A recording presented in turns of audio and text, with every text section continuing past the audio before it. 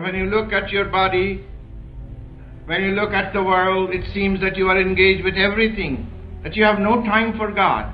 But every night, He dissolves your body in the subconscious sphere and makes you realize that you are not a man, nor a woman, Amen. but a piece of consciousness, a reflection of His consciousness sleeping in space, in joy.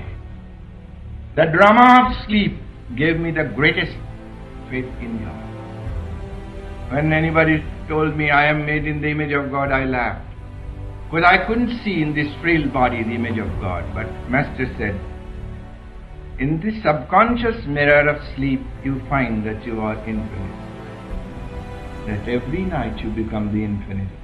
You are not man nor woman. You are joyous and happy and conscious. For when you wake up, you always know that you are never unconscious in sleep. You exactly know how you sleep. Only you are not conscious of your body. But you are conscious of your real self. And the nest of your troubles starts with the body.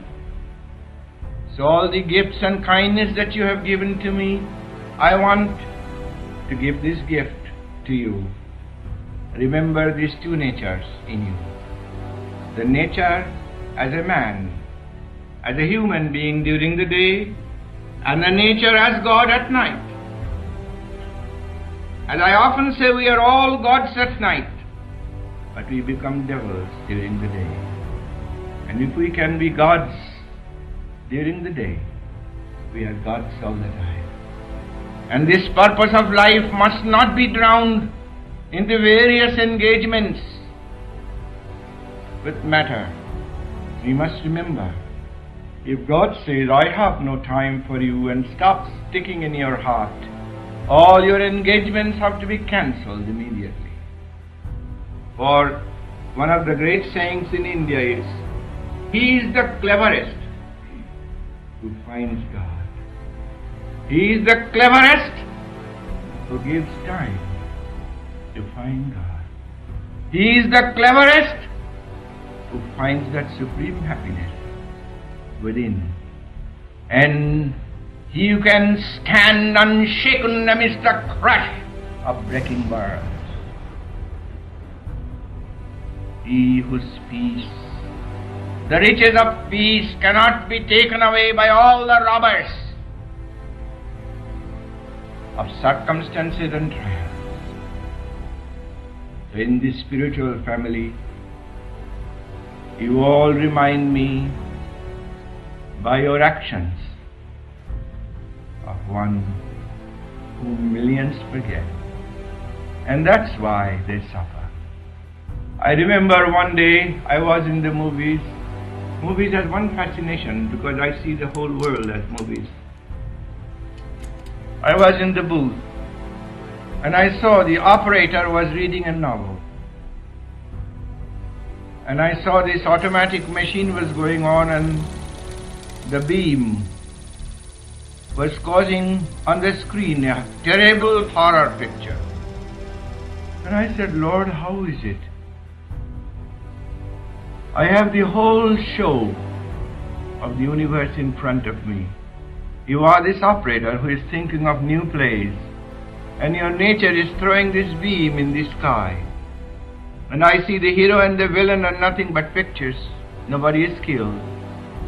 Many were being killed and shot in this picture, but I saw from the booth, it was the light that had created the villain, and the light had created the hero. And a voice said, remember, the villain is created so that you don't become the villain, but that you love the hero. If you become the villain, your throat has to be cut. And now you see that there is no villain, no hero. They are both pictures of my being. After getting away from the villain and evil, or tasting poisoned honey, taste the honey of goodness and then come into the beam, and you will realize that all this world which you see of terrible wars and troubles is nothing but a picture show, cosmic motion picture show in the sky. You will be surprised You never analyze that as soon as you sleep and dream, you can create a world like this, with people suffering from cancer and disease and wars and some smiling babies born, old men dying. Then when you wake up, you see that all those things were made of your dream consciousness. So remember, this is the same, nothing more. And until you find that out, this world is a terrible show. I said to God, as He was talking to me, but Lord, look at the audience. They are howling and screeching downstairs at this horror show. I see that it's nothing but pictures and light, because I see the invisible beam. There are no murders in the beam, no heroes nor villains in the beam. But Lord, what about the audience? They don't know. Then the voice said, tell them all to look at my beam within, and they will realize that this show was given to entertain them, not to get mixed up with it. That's why, remember, every night He makes you a God. Every night He withdraws you from this movie, cosmic movies, and makes you realize you are the Son of God. You are made in His image. You cannot be violated or hurt by stones, nor bombs, nor machine guns, nor atomic bombs. Remember, the best shelter is in the silence of your soul. And if you can develop that silence, nothing in the world can touch you. And you can say, Jang labdha chaparang labham mannate nadikam tata, having which no other gain becomes greater. Then you can stand unshaken amidst the crash of breaking worlds. Then you are not in any way touched by cold and heat, pleasure and pain. But as soon as you are touched by these, you are with the movie. So I realize this world with terrible wars and troubles. When I see the injustices, I cannot uphold the Father. But when I see that light dancing around me, it's the picture show, then I say, glory to the Father.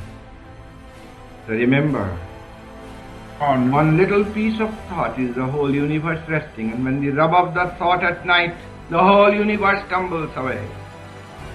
You do not realize that the ocean is present in every drop, and that great power of God is present in every thought. I do hereby And I do hope and unite the spirit of that your soul. in your kindness to me, you remember this that I told you. Do not get mixed up with these movies, these terrible movies of God. There is one purpose: to get to the beam. Get away from the villain and villainous action and poisoned honey of evil. Drink with the hero the good honey of virtue, then get to the beam. Then you will suddenly realize it was only a show. History has no meaning for me, for God can revive the past in the present and the present in the future. There is no time nor space, everything is happening in your own thought. If you realize that, you will realize the infiniteness of God, and the kindness of God, and the love of God. He has one thing in mind. He has thrown out from His beam the villain and the good, and He wants to bring them back and make them one with the beam.